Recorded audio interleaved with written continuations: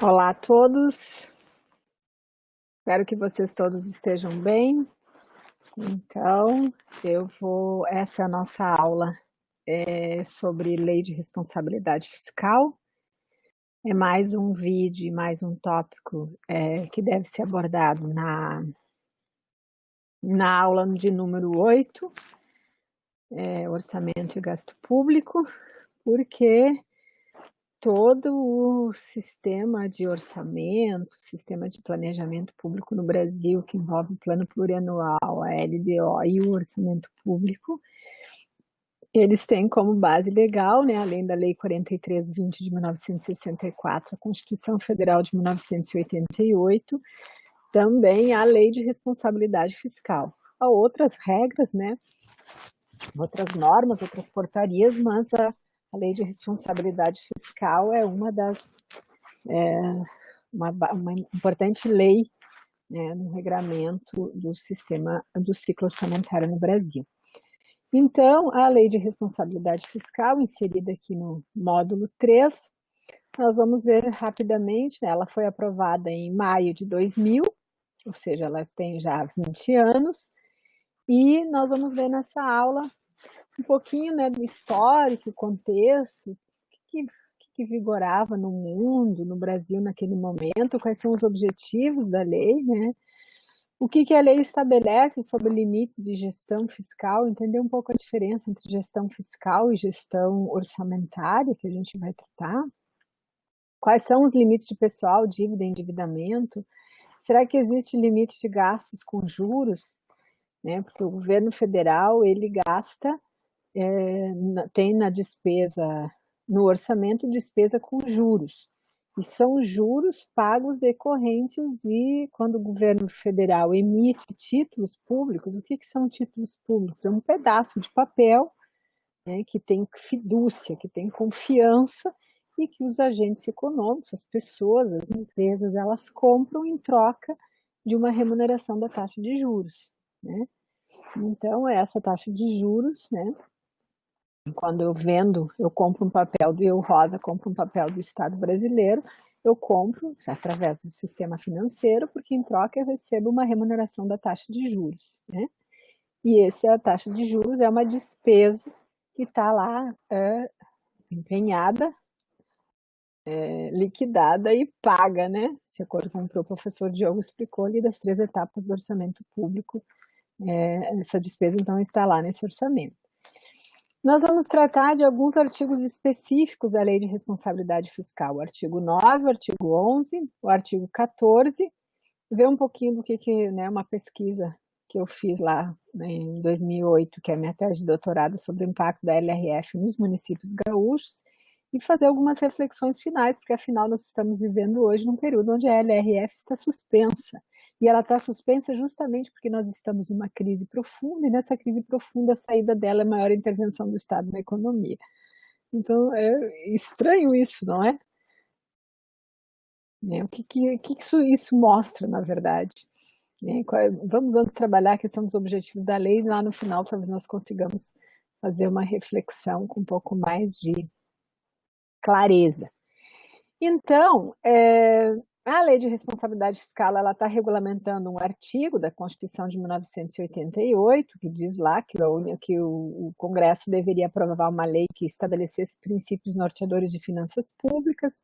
Lá em 1998, quando o governo Fernando Henrique faz a reforma administrativa, o Legislativo deu um prazo para o Executivo enviar uma proposta, deu um prazo de 6 meses, e essa proposta da Lei de Responsabilidade Fiscal ela foi concebida dentro do BNDES, do Banco Nacional de Desenvolvimento Econômico e Social.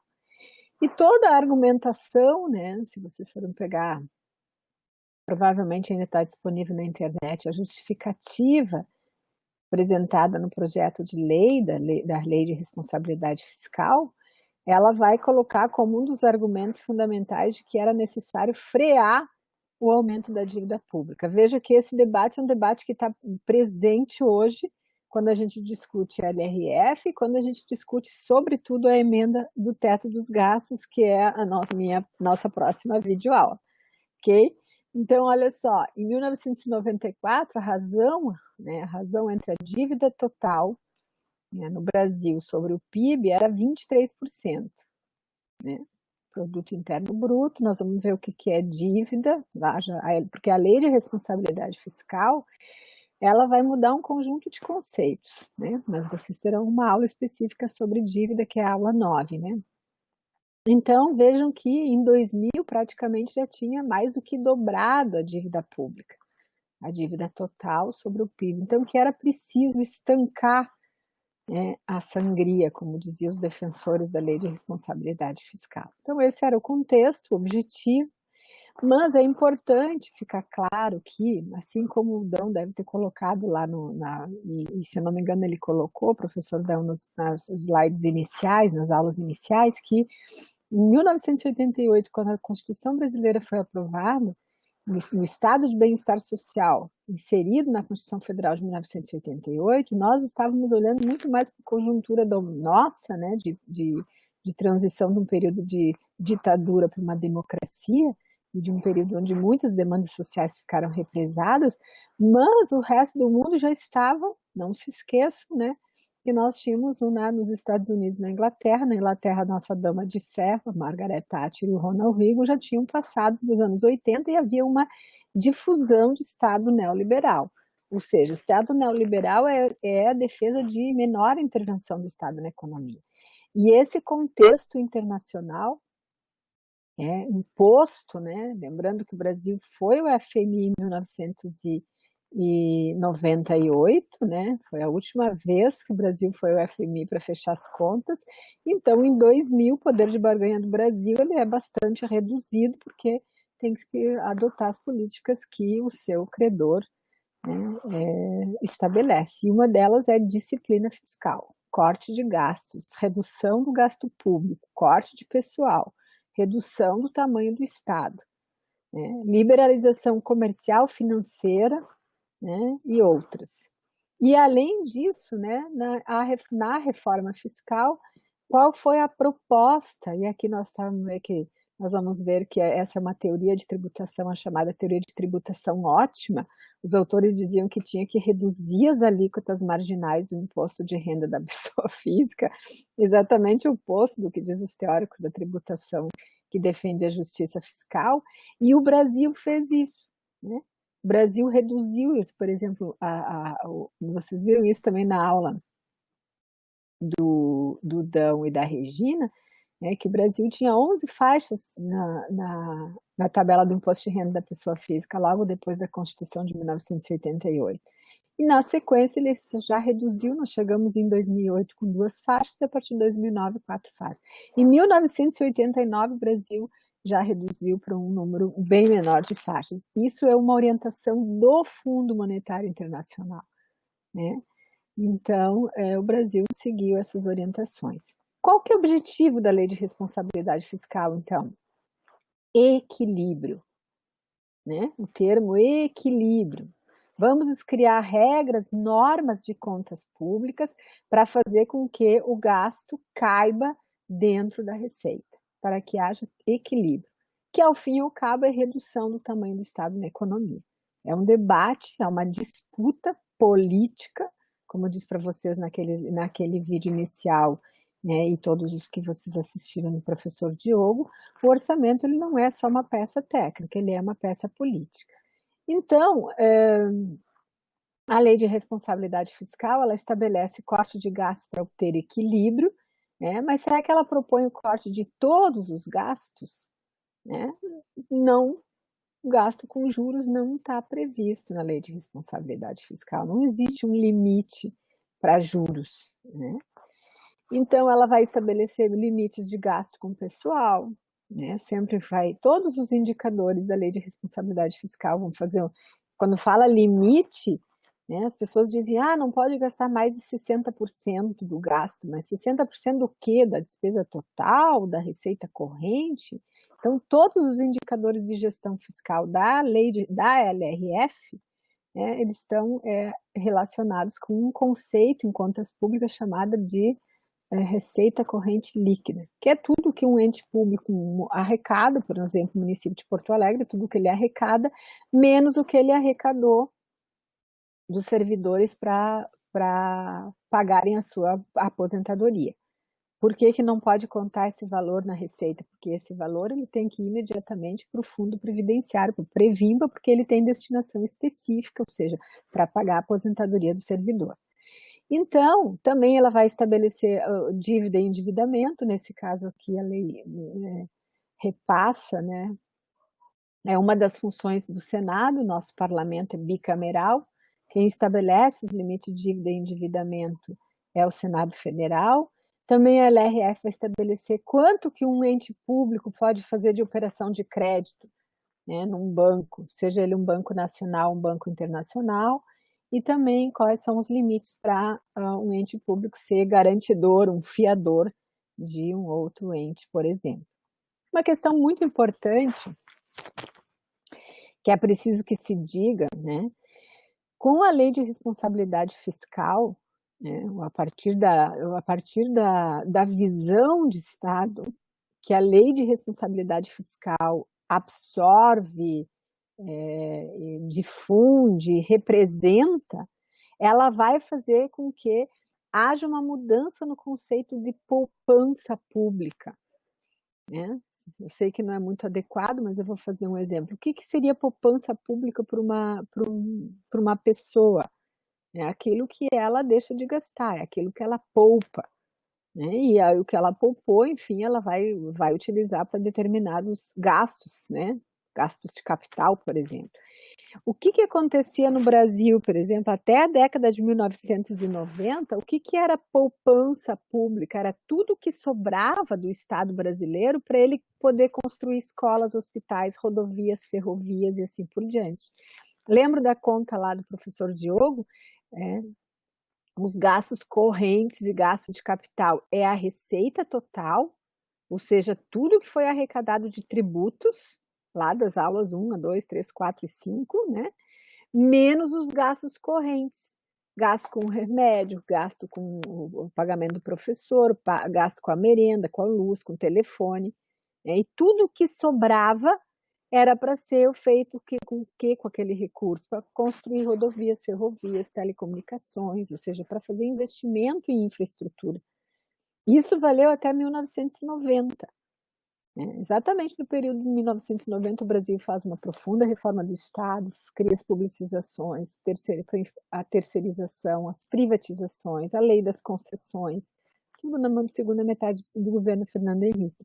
E também ali é que começa a ser criado no Brasil aquilo que vai ser chamado as metas fiscais, né, que é equilíbrio, né, que é meta de inflação, e câmbio flutuante. Nós não vamos entrar aqui muito em detalhes, mas equilíbrio faz parte da política macroeconômica. Então, é preciso uma lei que estabeleça que todos os entes se comportem dentro desse objetivo de equilíbrio, que ao fim e ao cabo redução de gastos e redução da capacidade de intervenção do Estado na economia, seja no Estado federal, Estado estadual ou Estado municipal. E o que vai acontecer então a partir desse período, com a vigência, né, do Estado neoliberal, né? Eu posso fazer um corte aqui, que o Estado neoliberal no Brasil ele inicia exatamente em 1990, quando nós tivemos que usar o conceito de resultado primário. O resultado, o superávit primário, é agora o conceito de poupança pública. O Brasil precisa cortar gastos porque ele tem que ter um superávit. E esse superávit, ele é para quê? Ele é para investir em escolas, em hospitais, em rodovias, ferrovias? Não, ele é para pagar juros. Okay? Muitos vão falar do processo de financiarização da economia, e que no Brasil o processo de financiarização do Estado vai passar pela gestão da dívida pública, né? E a financiarização é vista aqui, de certa maneira, como os demais agentes econômicos, as empresas, por exemplo. Quando uma empresa que produz automóveis passa a ter como receita, como ganho, muito mais ganho na forma de juros do que na forma de lucros dos automóveis que ela vende, porque isso mostra que há um processo de financiarização da economia. E ela está recebendo juros de alguém, né? e se ela comprou títulos públicos, ela está recebendo juros do orçamento público, está sendo destinado recurso dos tributos, né, para pagamento de juros.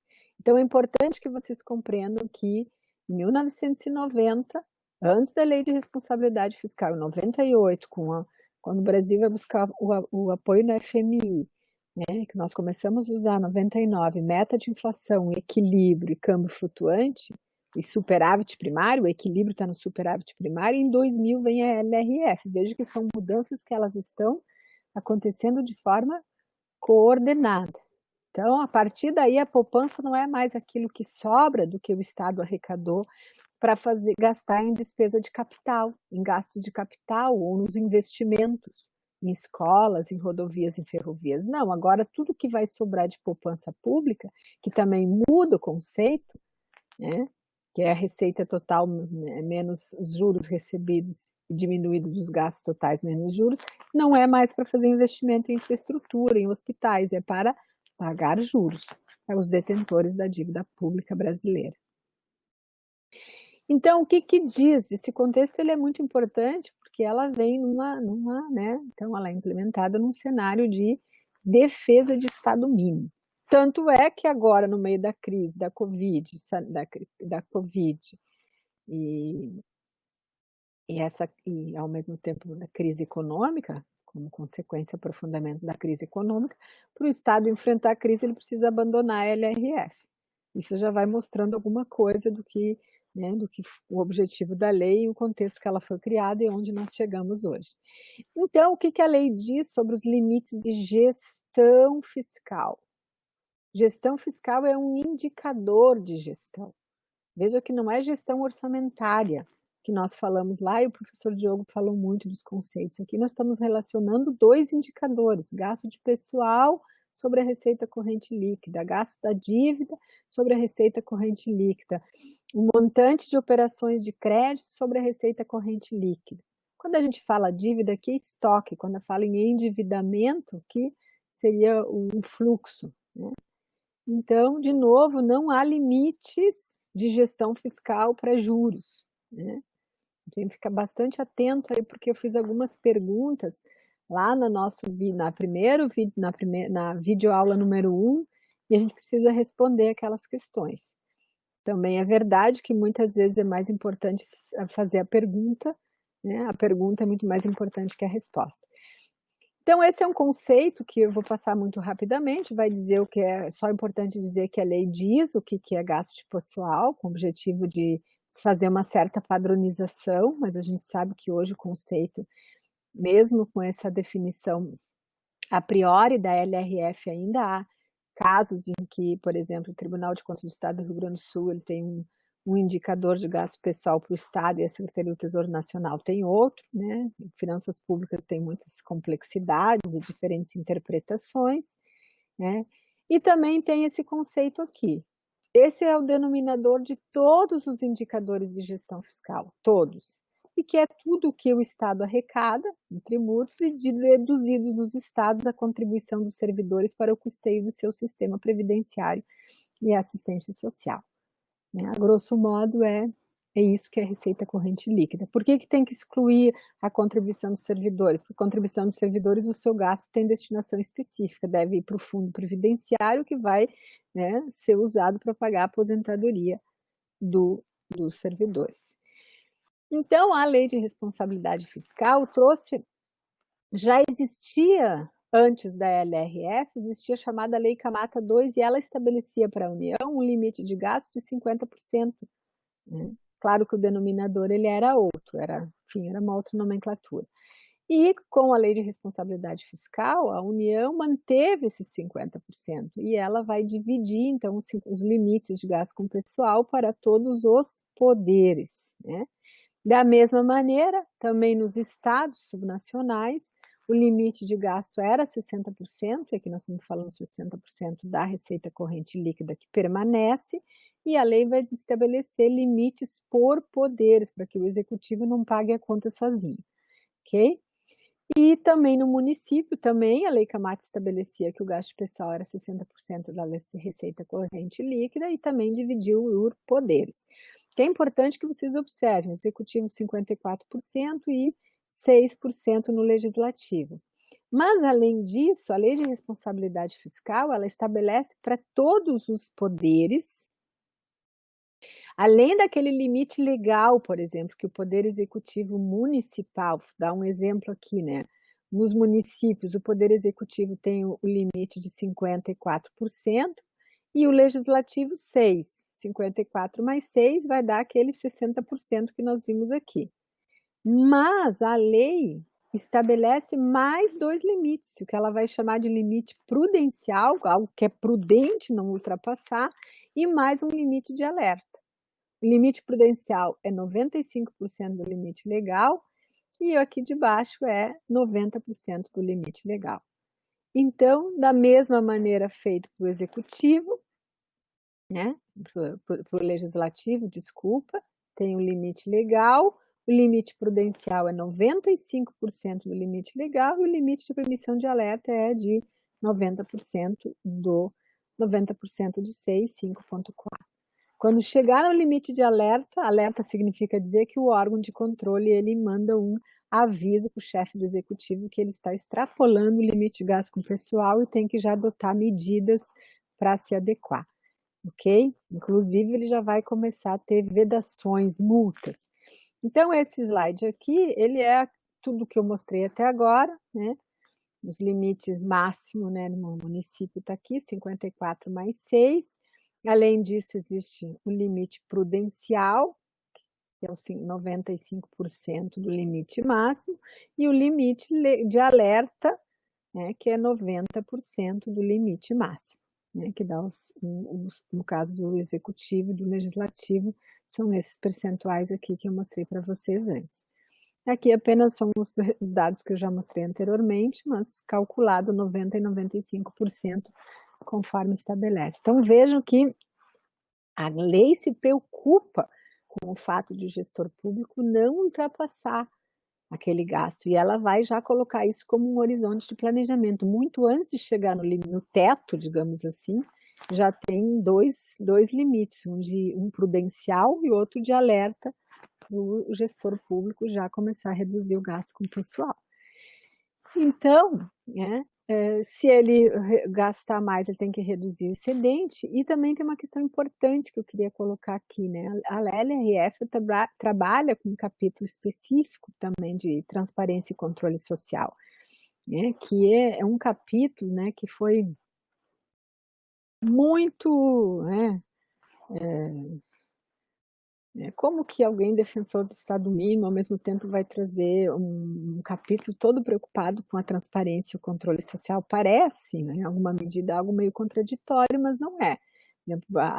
A posição do Fundo Monetário Internacional foi no sentido de ampliar essa transparência no mundo inteiro, né? Vários países adotaram a LRF, porque nós temos uma dificuldade do Estado norte-americano em ampliar a sua capacidade de tributação dos bens intangíveis, né?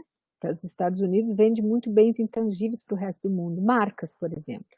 E para conseguir fazer a tributação sobre bens dessa natureza, é preciso que a gente amplie não só a transparência no seu país, mas também a transparência em outros países.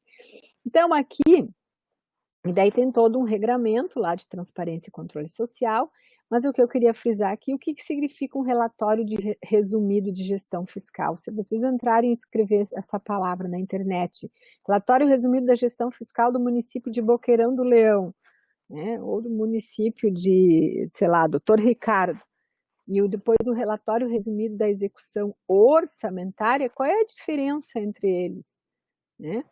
Então, a execução orçamentária vai levar em conta aquelas classificações de contas que o professor Diogo, é aquilo que foi empenhado, liquidado e pago conforme o que está previsto na classificação das contas do orçamento.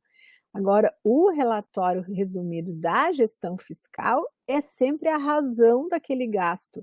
Qual foi o resultado da gestão fiscal no gasto com o pessoal? É a razão entre o gasto com o pessoal e entre a receita corrente líquida. Okay? Então, gestão fiscal, eu estou sempre falando de uma razão entre dois gastos, cujo denominador sempre será a receita corrente líquida. Por que não seria o caso de fazer um movimento e dizer, já que, como nós vimos, que os gastos públicos, que o gasto público ele cresce no Brasil, cresce no mundo, o fato dos estados ofertarem mais serviços e menos mercadorias, praticamente os estados só ofertam serviços e o preço dos serviços eles, em relação aos outros preços ele cresce muito mais, né? Nós vimos isso, eu falei sobre isso na nossa primeira videoaula. Não seria o caso de aumentar esses limites, então, de gasto com pessoal? Da onde veio esses limites? Né?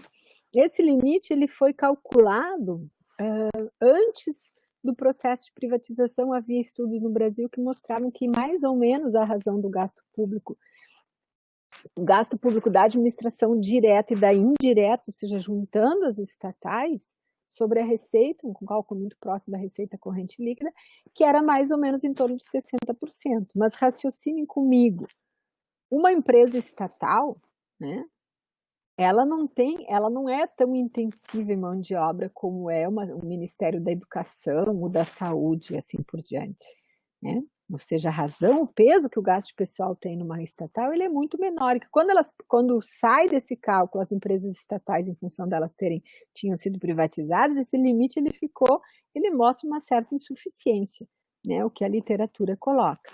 Então, né, também há que se debater sobre esse tamanho do limite. Tá? Além disso, né, a lei de responsabilidade fiscal, né, eu estou sugerindo aqui gasto com o pessoal do seu município, aí nós estamos falando de gestão fiscal. Eu passei para vocês alguns passos para vocês, entrem no site do Tribunal de Contas, tce.rs.gov.br, lá no canto à direita da página onde consta controle social, né, preencha com o nome do município que você deseja consultar, e dentre várias opções, tem a opção de você olhar receita, despesa, obra, saúde, educação e previdência. Também você pode escolher gestão fiscal. E dentro da gestão fiscal vai aparecer vários itens na definição. E você pode escolher, deve escolher no nosso exercício, gasto com pessoal. Então, sugiro que vocês façam esse exercício do município de vocês e depois, se a gente tiver dúvida, nós vamos esclarecer lá na nossa aula síncrona. Eu preparei aqui, não sei se espero que dê certo, se não der certo a gente vai continuar, mas eu vou tentar mostrar no site do Tribunal de Contas, vamos ver se vai dar certo. Vou compartilhar a tela.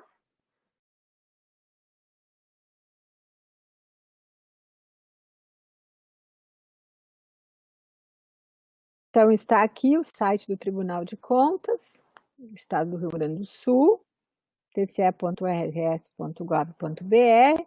Vejam vocês que está aqui embaixo, né, o nome do município. Vamos botar município de Porto Alegre, né? E aí vocês poderão, né? O que nós desejamos saber do município de Porto Alegre? Receita, despesa, obras, decisões do Tribunal de Contas, as contas do governador, previdência, educação e saúde. Não, nós queremos gestão fiscal, é disso que nós estamos tratando agora, ok? Então, quando vai aparecer aqui, veja, abriu então o município de Porto Alegre, os dados estão de 1999 até 2020, e embaixo apareceu o primeiro indicador de gestão fiscal, que é despesa com pessoal. Né? Observem que, e aqui nós temos a receita corrente líquida, já calculada pelo Tribunal de Contas, a gasto com pessoal, e aqui está o limite do gasto com pessoal. Lembrando que tem 3 limites, né? Mas o que isso realmente significa também, né? Depois temos que falar um pouco sobre isso. Além disso, a LRF, ela estabelece limites não só para pessoal, como para dívida consolidada, para garantias e contragarantias, operações de créditos, restos a pagarem, e esses gastos totais e folhas de pagamento são limites estabelecidos pela Constituição de 1988, não é da LRF. Certo, gente? Então, brinquem um pouco, né? Vão lá, entrem no site do Tribunal de Contas e façam um pouco esse exercício para identificar os indicadores de gestão fiscal do município onde vocês moram.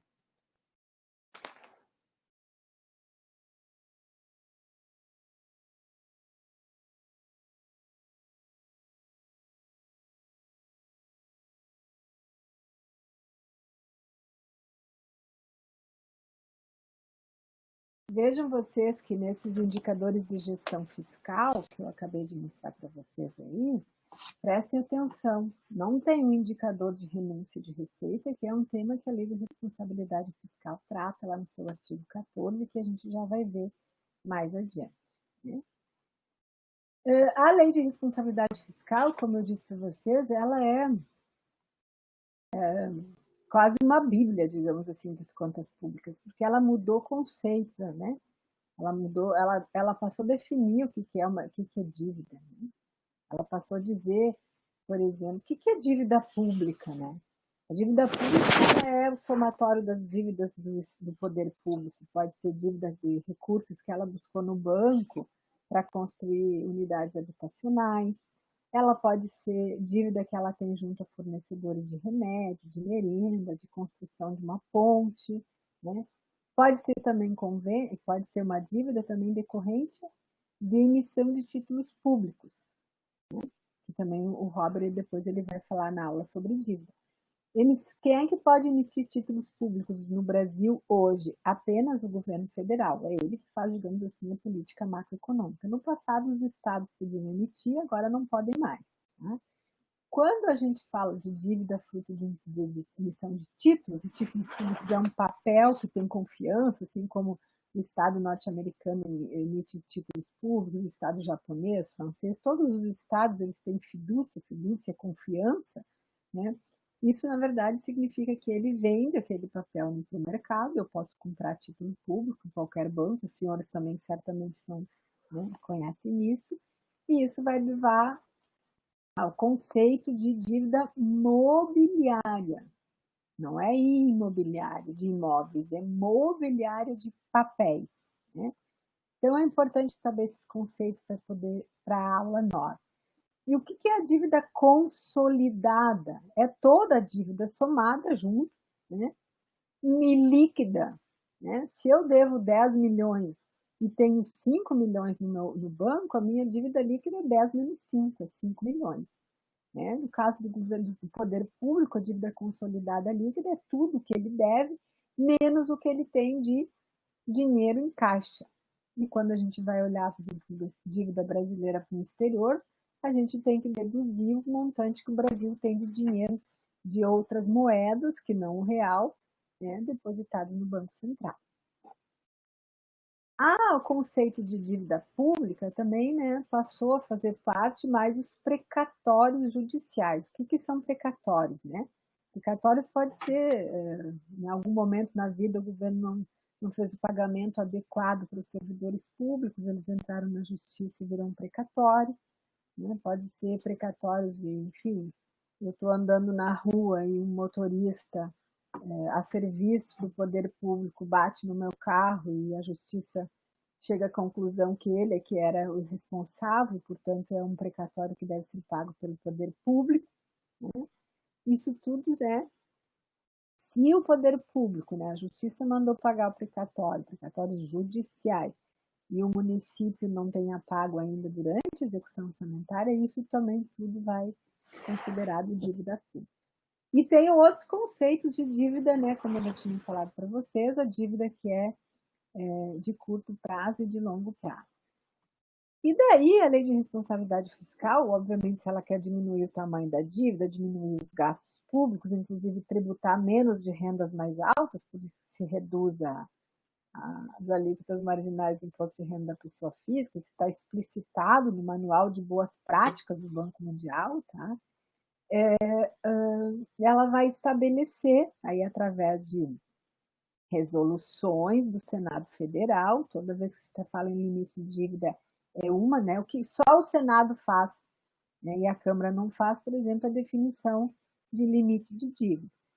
Então, ela vai estabelecer essa resolução do Senado, estabeleceu que os municípios poderiam ter uma dívida, né, uma dívida equivalente a 120% da sua receita corrente líquida, ou seja, se o município tem uma receita corrente líquida de 10 milhões, vai poder ter uma dívida de 12 milhões, os estados, né, podem ter uma dívida consolidada, líquida, de 200% ou 2 vezes a sua receita corrente líquida, ou seja, se o estado do Rio Grande do Sul tem uma receita corrente líquida de 4 bilhões, vai poder ter uma dívida de o dobro, né, de 8, 200% da sua receita corrente líquida, e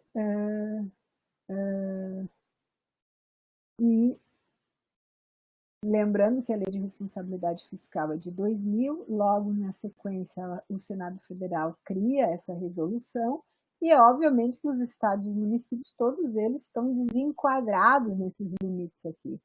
Então também a resolução ela deu um prazo, né, para os municípios e os estados se enquadrarem. É por isso que tem toda essa discussão sobre o regime de recuperação fiscal em alguns estados hoje que segue na mídia. Então os estados tinham 15 anos para se enquadrarem e os municípios também, que terminou em 2016. Okay? E depois, aqueles que não se enquadraram seguem os regimes de recuperação fiscal. Então, veja que a lei estabelece novos conceitos, ela define os limites, né, e dá prazo para os entes públicos se enquadrarem. Também a Lei de Responsabilidade Fiscal, no artigo 29, ela vai definir o que é uma operação de crédito. Inciso 3 do artigo 29. Isso aqui é muito importante porque dos crimes de responsabilidade fiscal apontados no processo de impeachment da presidente Dilma, de que ela teria feito uma operação de crédito, né? Então, o conceito de que uma operação de crédito, quando ela fez o pagamento do PRONAF para a agricultura familiar via Banco do Brasil, sem ter repassado antes o recurso do governo da União para o banco, porque não pode usar um recurso dos seus bancos controlados. Né? E também tem outros conceitos, mas é importante que se leia. Um outro conceito uma outra mudança que a Lei de Responsabilidade Fiscal trouxe foi um limitador para os chefes do executivo nos últimos anos, no último ano de mandato. Lembra, nós estamos agora, esse ano nós vamos ter eleições municipais e os prefeitos, então, no caso específico aqui, mas é todo o chefe do executivo, vale para o governo federal, vale para os governadores e vale também para os prefeitos, é vedado ao titular do poder nos últimos 2 quadrimestres, ou seja, desde abril do seu mandato, contrair despesa que não possa ser cumprida integralmente dentro do seu mandato. Não dá para contrair uma despesa, só empenhar a despesa, que é a primeira etapa da despesa pública, né? Fazer a liquidação e não fazer o pagamento, tem que pagar até 31 de dezembro do ano, do último mandato. Não pode aumentar os gastos para embelezar as cidades sem que ele tenha pago aquelas despesas efetivamente até a terceira etapa da despesa pública. Né? Então, também tem essa trava, esse freio que está colocado nisso. Então, para encerrar um pouco que é esse tema da Lei de Responsabilidade Fiscal, e antes de entrar no exemplo do Rio Grande do Sul e mais algumas das questões dos artigos 11 e 14 que eu queria falar para vocês, sim, a Lei de Responsabilidade Fiscal, ela trata de gestão fiscal. Gestão fiscal, nós estamos sempre relacionando um tipo de despesa com com a receita corrente líquida. São limites. Os limites está sempre levando em conta 2 variáveis. Então, a lei, sim, ela estabelece que tem que administrar os tributos, mas ela vai dizer no artigo 11 que o ente público que não cobrar o tributo de sua competência está cometendo crime de responsabilidade fiscal. E temos no Brasil hoje em torno de 300 municípios no Brasil que não cobram IPTU. O governo federal até hoje não cobrou imposto sobre grandes fortunas, que é de sua competência. Né? A lei também, né, estabelece essa gestão fiscal, a Lei de Responsabilidade Fiscal exige que haja um acompanhamento financeiro. Né? O orçamento é uma coisa, dinheiro é outra coisa. O orçamento, normalmente quem cuida dos orçamentos são as secretarias de planejamento, quem cuida do dinheiro é a Secretaria da Fazenda. Né? O orçamento não é dinheiro, mas o orçamento ele deve representar o dinheiro. Então, o que ele vai colocar aqui, né, que também tem que fazer acompanhamento financeiro. E é administrar o pessoal. Administrar o pessoal é o seguinte, olha, não importa que não tenha professor em sala de aula. Né? Eu encontrei estagiários, eu fiz uma pesquisa de campo, né? Andei mais de 15 mil quilômetros no interior do estado do Rio Grande do Sul, e eu encontrei estagiários dando aula. Né? Então, quando se fala que é administrar o pessoal, olha, se chegou no limite prudencial, no limite da época, tem que cortar. Não importa se não tem criança, não importa se não tem escola, se não tem professor na escola, não importa se não tem médico no posto de saúde, importa que tem que cumprir a lei. Então, nesse sentido, é bem importante que se observe que ela é restritiva, ela é redutora da intervenção do Estado na economia. Ela é incompatível com o artigo 6º da Constituição Federal de 1988, que estabelece lá os direitos fundamentais.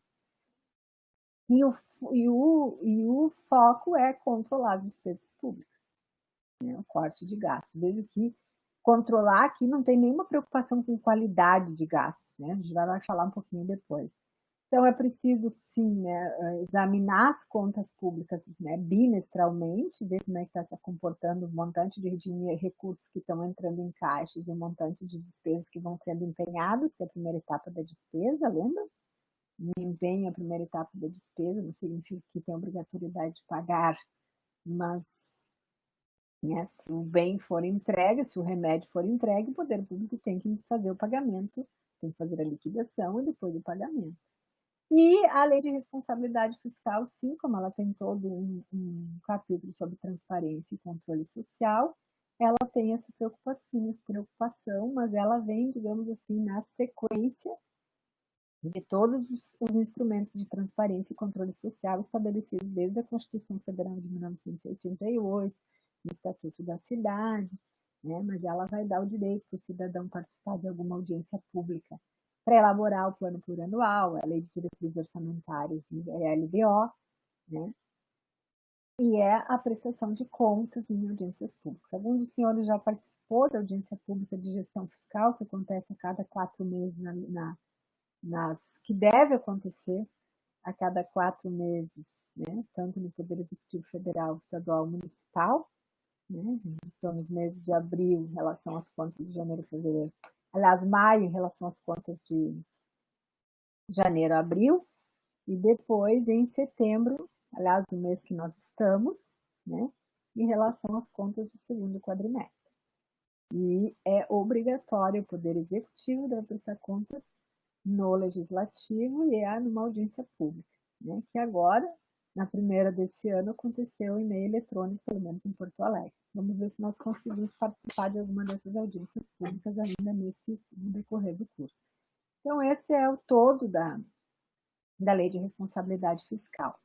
Mas eu queria falar com você sobre 3 artigos em específico, e é bom que nós tenhamos na nossa turma de alunos aqui, alunos que são advogados, que têm uma formação na área do direito, porque essa área de economia do setor público é a área que mais dialoga, né, com o direito orçamentário financeiro.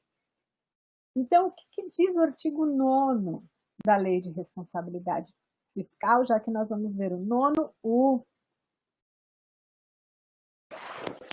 11º e também o 14º, né?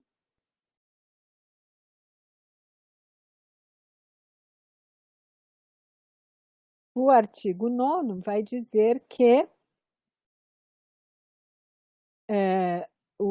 ser verificado ao final de um bimestre que a realização da receita poderá não comportar o cumprimento das metas de resultado primário, deverá ocorrer uma limitação de empenho. Vejam, se não está entrando no caixa da União, dos estados e do município, dinheiro, receita tributária para obter o resultado primário, não é se não está entrando receita para colocar todas as crianças na escola e atender a população para não ficar um ano esperando uma cirurgia. É para obter o resultado primário. E o que é? Para que serve o resultado primário? Para pagamento de juros.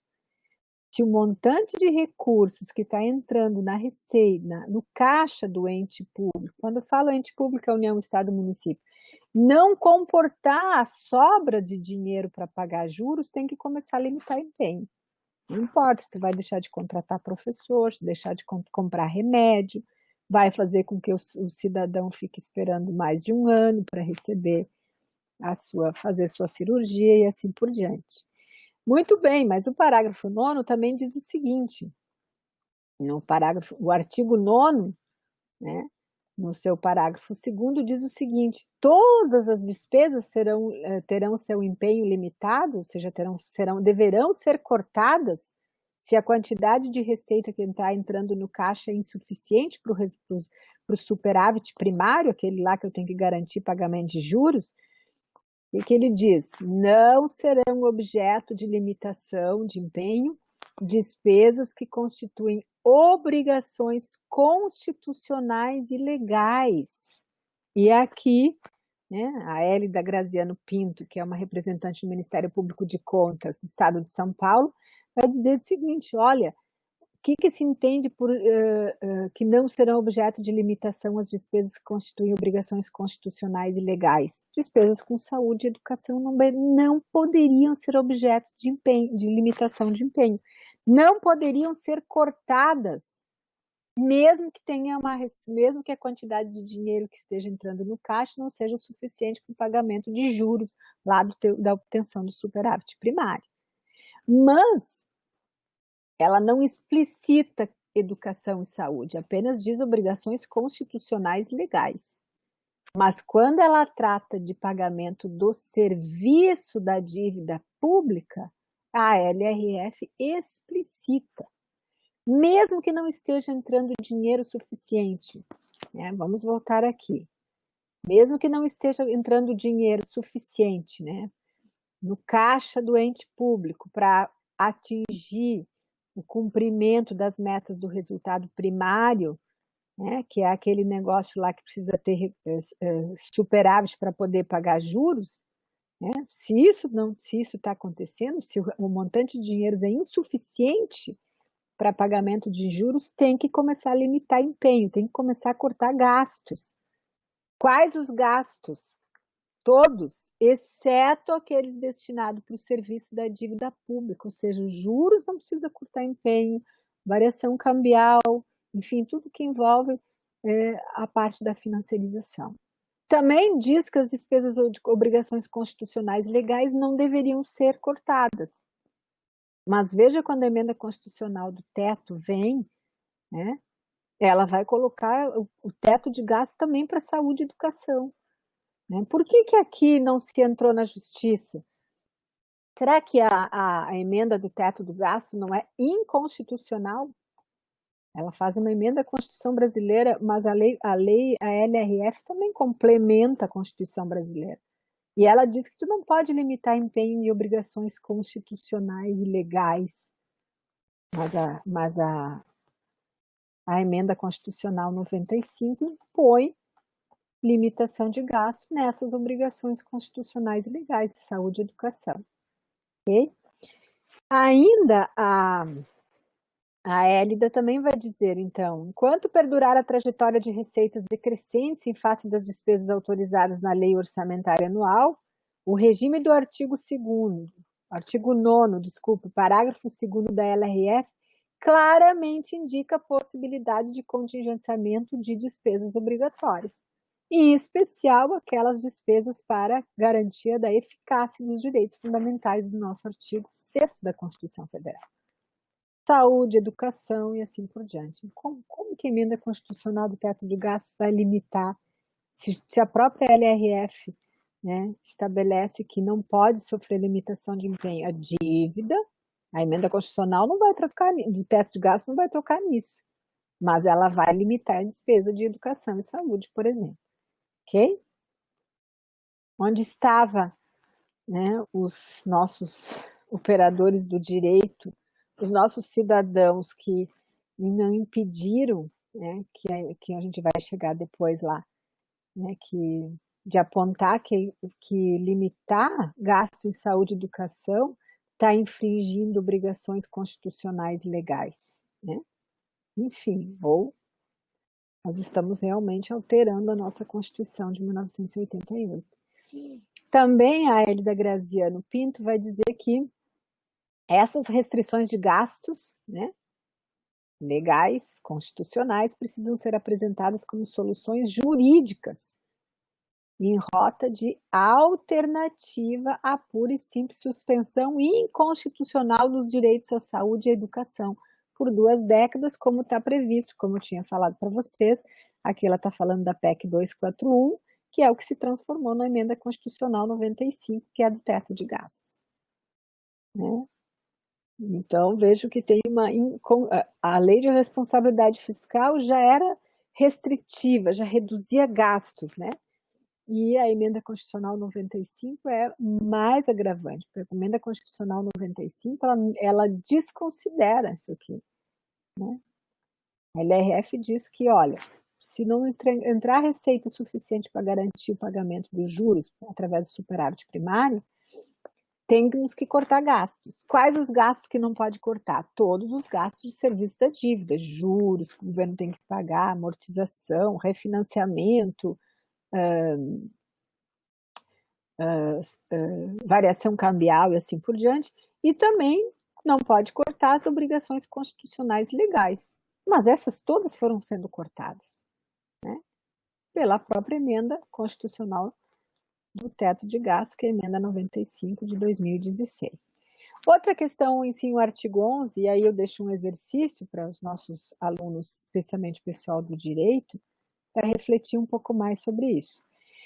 O artigo 11 da Lei de Responsabilidade Fiscal, ele vai dizer o seguinte: constituem requisitos essenciais da responsabilidade na gestão fiscal a instituição, a previsão e a efetiva arrecadação de todos os tributos da competência constitucional do ente federal.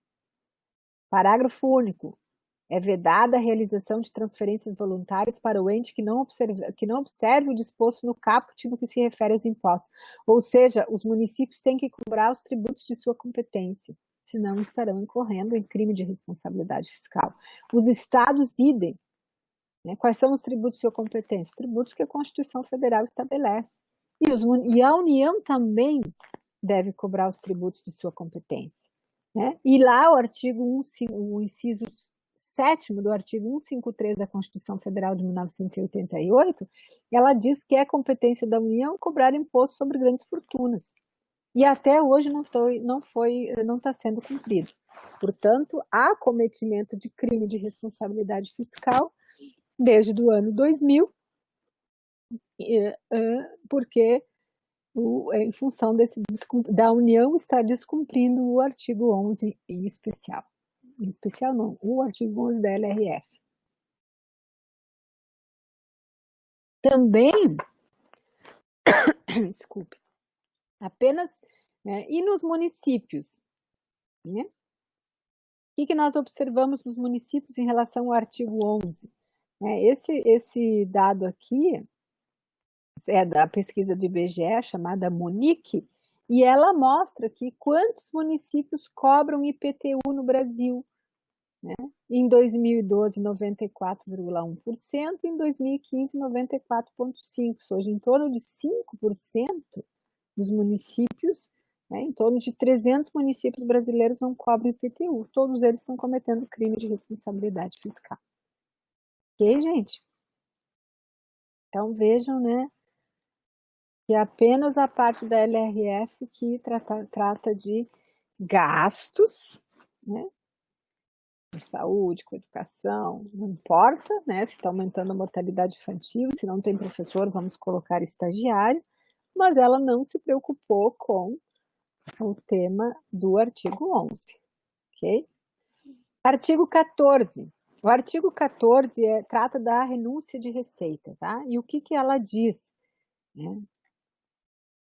Concessão ou ampliação do incentivo ou benefício de natureza tributária, da qual decorra renúncia de receita, deverá estar acompanhada de estimativa do impacto orçamentário financeiro, no exercício em que deva iniciar a sua vigência nos 2 seguintes, atender o disposto na LDO, na Lei de Diretrizes Orçamentárias, e a pelo menos uma das seguintes condições. Ou seja, a renúncia de receita tem que ter uma lei. Nessa lei tem que estar acompanhada a estimativa do impacto orçamentário, quanto o ente público vai deixar, o município X, ou o Estado, a União vai deixar de arrecadar ao conceder a renúncia, mas essa renúncia tem que atender a pelo menos um dos 2 incisos. O primeiro diz o seguinte, né, que a renúncia foi considerada na estimativa da LDO, tem que mostrar que aquela renúncia aprovada não afeta as metas de resultados fiscais. Vocês conhecem algum estado que está em equilíbrio fiscal? Aqui está dito, olha, para seguir dando renúncia, não pode afetar as metas de resultado fiscal. Bom, então vamos supor os estados, eles estão em desequilíbrio fiscal e eles estão concedendo renúncia. Também pode, mas daí tem que se enquadrar no inciso 2. Estar acompanhada de medidas de compensação no período mencionado no caput por meio do aumento de receita proveniente da elevação de alíquotas de impostos, ampliação da base de cálculo, majoração ou criação de tributo ou contribuição. E o que acontece no município dos senhores? Vocês conhecem o montante de renúncia? Nem vamos tratar dos estados, mas qual é o montante de renúncia? O que nós conhecemos aqui no poder público municipal, as renúncias são concedidas há 20, 30, 40, 50 anos e às vezes no poder público municipal sequer tem um acompanhamento desse montante de renúncias ou uma consolidação do total de leis que aprovaram essa renúncia, ok? Então, aqui também nós temos um problema bem sério em relação ao artigo 14, né? Os tribunais de contas aprovam as contas mesmo que o artigo 14 seja descumprido. Aprovam as contas mesmo que o artigo 11 seja descumprido. Mas não aprova quando, por exemplo, infringe o limite de gasto com o pessoal. Nesse caso, né, os órgãos de controle avisam e precisa tomar imediatamente medidas para reduzir esse tipo de gasto. Tem algumas exceções aqui no artigo 14, que é importante que vocês leiam, especialmente os nossos alunos que são da área do direito, tá? E aí a Hélida Graziano ainda vai dizer que, né, que a lei de responsabilidade fiscal e as renúncias fiscais, né, em especial ali no parágrafo 2º do artigo 14, aquela que diz que para conceder renúncia, se está em as contas desequilibradas, tem que aumentar a arrecadação, seja por aumento da base de cálculo, aumento de alíquota ou outra maneira, desde que compense em montante concedido na forma de renúncia.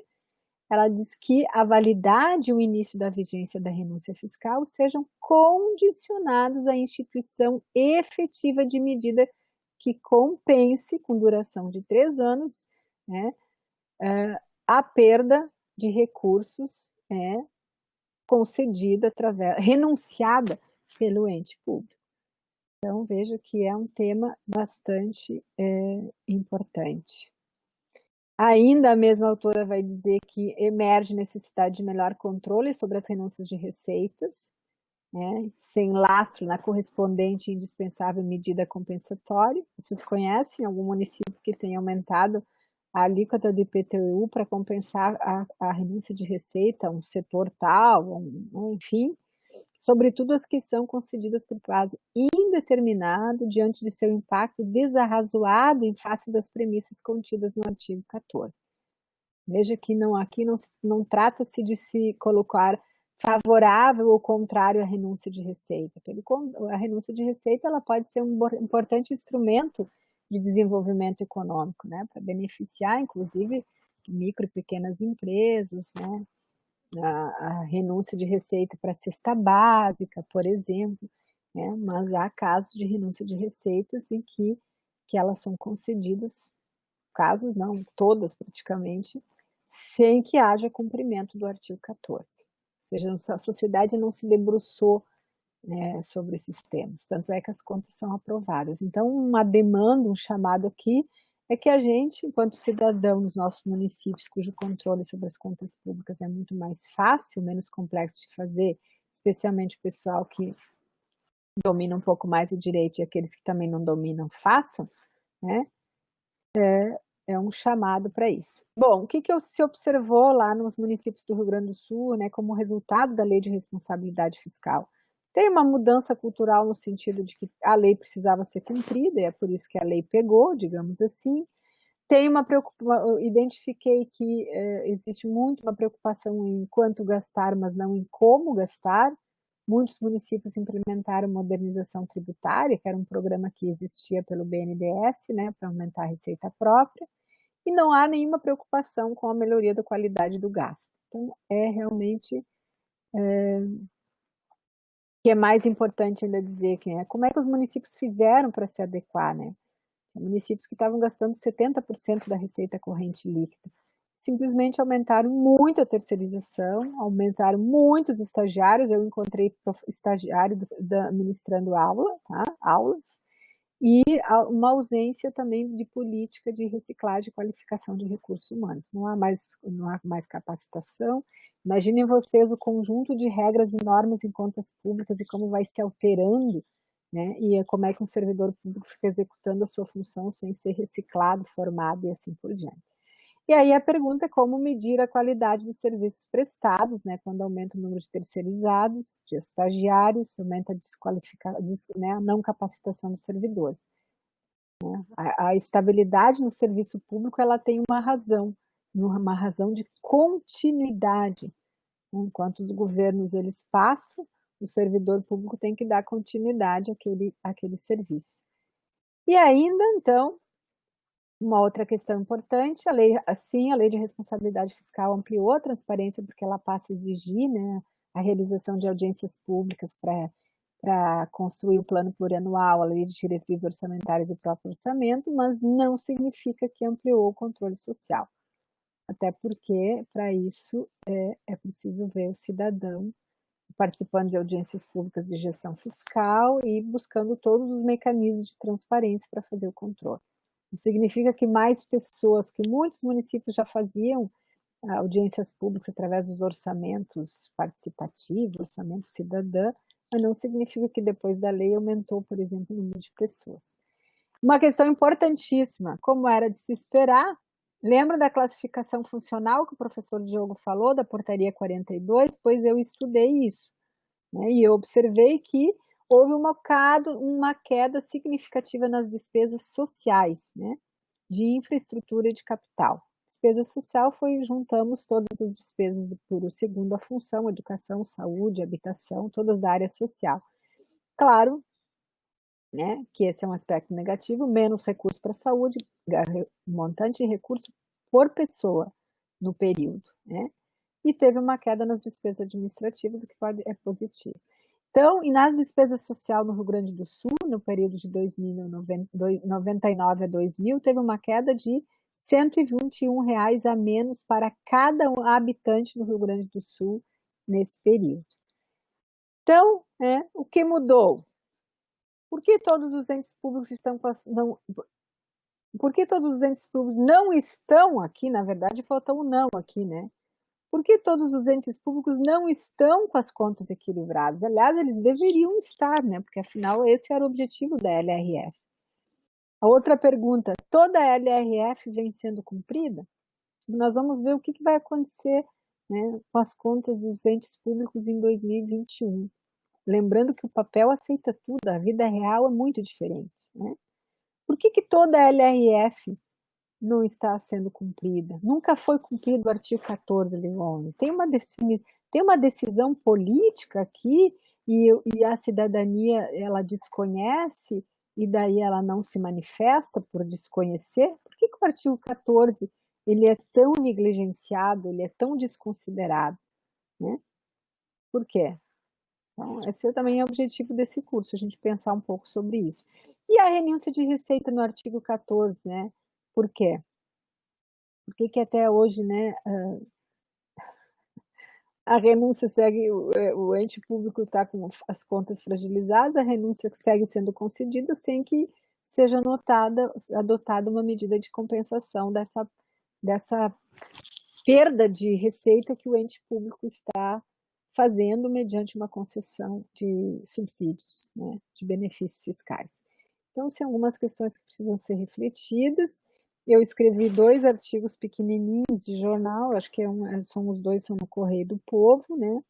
Um em 2018, quando a lei fez 18 anos, e um agora em 2020, quando a lei fez 20 anos. E aí, para exercitar um pouco e estimular vocês a exercer o controle social, eu estou sugerindo que vocês, isso aqui não vou considerar, nós não vamos considerar como trabalho, que vocês enviem a mesma pergunta através da Lei de Acesso à Informação, que é um instrumento, a lei lá de 2011, ela está na página de todos os entes públicos, né, um amarelo e um verdinho, com o I. Vocês poderão enviar a mesma pergunta para o Poder Executivo, para o Poder Legislativo, né, federal, estadual, municipal, os senhores podem escolher, e o respectivo Tribunal de Contas. E aí eu escrevi, usando ao artigo 14, uma sugestão de pergunta, vocês poderão fazer a adequação que vocês desejam, da mesma maneira, né, veio o parágrafo 1º do artigo 14, e também as outras no parágrafo 2º do artigo 14. São apenas sugestões. Por fim, gente, o que nós estamos vivendo hoje, até 31 de dezembro de 2020, em função da crise, né? Como eu disse para vocês, o papel aceita tudo, a vida real é outra coisa, a vida real é uma.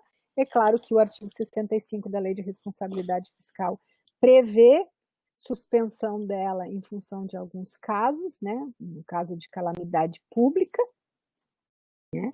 A ocorrência de calamidade pública é reconhecida pelo Congresso e a União, Assembleias Legislativas, na hipótese dos estados e municípios, enquanto perdurar a situação, ela vai suspender, né, os limites da Lei de Responsabilidade Fiscal. Então, com base nesse artigo que prevê essa mudança, temos o decreto do governo federal que reconhece, que se manifesta, que se reconhece, né, a ocorrência do estado de calamidade pública e, portanto, há um conjunto de alterações, então, no artigo 65 da Lei de Responsabilidade Fiscal, inclusive, né, por consequência, alterações nas resoluções do Senado, né, que também estão, né, alterando, dizendo que estão suspensos ao montante da dívida pública, os limites e condições de operação de crédito e garantia, e assim sucessivamente, tudo até o dia 31 de dezembro de 2020. Aí, para a gente encerrar essa aula, que já está bem longa, né, para refletir, né, quando se estabelece um normativo tão rigoroso como função do Estado, né, com metas para reduzir a dívida, né? Vocês vão ter uma aula sobre dívida pública. O que a literatura diz sobre o tamanho da dívida? Não há uma identificação, né, nem do ponto de vista histórico, nem teórico do tamanho da dívida pública. Eu já falei isso no vídeo 1, não quero repetir. Mas o que a atual crise sanitária e a decorrente necessidade de maior intervenção do Estado, através, né, das políticas nas áreas de saúde, né, para impedir que mais cidadãos brasileiros morram, né? Ou na política na área de renda emergencial, que morra de Covid, impedir que mais cidadãos morram de fome.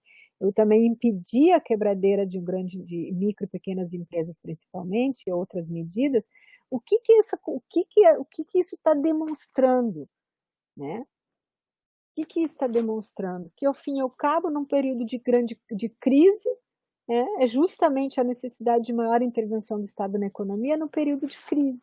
A Emenda Constitucional 95 e a LRF, elas são adequadas para o momento de expansão econômica e não no momento de crise, quando o paciente está morrendo. E nós ainda hoje no Brasil discutimos, né, em retomada da Emenda Constitucional do Teto, né, ou a tal, quiçá, retomada dos limites da Lei de Responsabilidade Fiscal em 2021. Então, vocês reflitam sobre isso, vamos ver o que vai acontecer em 2021. Como eu disse para vocês, o papel aceita tudo, a realidade é outra. E toda a literatura econômica vai dizer, ou pelo menos a parte da literatura com a que ela me identifica, E tem estudos para isso que mostram que é muito mais importante aumentar o gasto público quando está no buraco, quando está na crise, porque o efeito multiplicador de R$1 do dinheiro público gasto, ele vai trazer mais do que R$1 como efeito multiplicador, e depois tu equilibra as contas no período de ascensão econômica, certo? Então, muitos, né, inclusive eu concordo que essa crise está mostrando que há uma fragilização do pacto social vigente, né? As reformas que nós fizemos na reforma trabalhista, né? Por que uma crise dessa natureza faz com que, sei lá, tantas pessoas precisam do Estado para sobreviver, né? Há um grau de fragilidade. Que pacto social? Será que, de fato, o pacto social que nós aprovamos na Constituição de 88 estava em vigor? A emenda a emenda do teto do gasto tinha tirado do orçamento para 2020, 9 bilhões no orçamento de saúde de 2019 para 2020. Nós vamos ter uma aula só sobre a emenda do teto dos gastos, ok? Então, isso, na verdade, requer, né, construção, políticas de reconstrução a partir de uma lógica de demandas sociais, né? Políticas na área de saúde, políticas na área de educação, políticas na área da cultura são, né, obviamente que aqui coordenadas pelo Estado, pode ser financiada pelo Estado, porque o mercado não vai se levantar sozinho com uma retomada da economia. E também todo mundo está se discutindo sobre políticas de mitigação da área ambiental, né? Se é de fato, né, essa proliferação do vírus se tem a ver com o fato da destruição do meio ambiente pelo homem, né? E certamente a crise vai exigir abandono do tema da austeridade, que é o assunto da nossa próxima aula, caros alunos. Então, 71 minutos. Obrigada a todos e até a próxima aula. Grande abraço.